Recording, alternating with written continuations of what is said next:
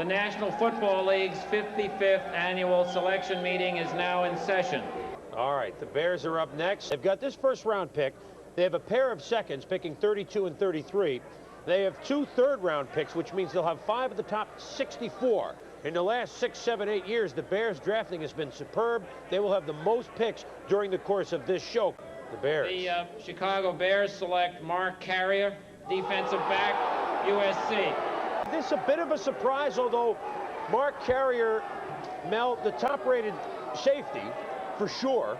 Good football player. I mean, you're talking about a guy who was considered a mid to late first-round pick, maybe a little earlier than projected, but the guy's a fine football player and possibly a future Pro Bowler. Great instincts, outstanding hands for the interception, tremendously productive. That's what the Bears like.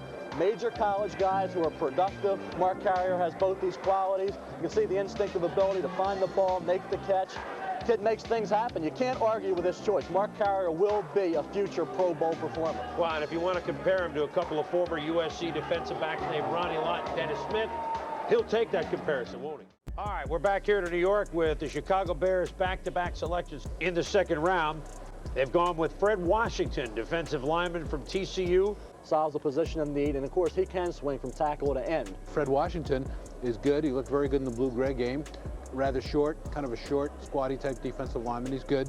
Ron Cox, linebacker, Fresno State. Late first, early to mid-second rounder. Good value at that point. They haven't had outside linebackers who can really dominate since the days of Wilbur Marshall and Otis Wilson. Maybe they have the bookends with Singletary in the middle. So you have to look at the Bears, in my mind. They're getting productive players from major colleges, and that's what they always look for. I'm talking about Tobin.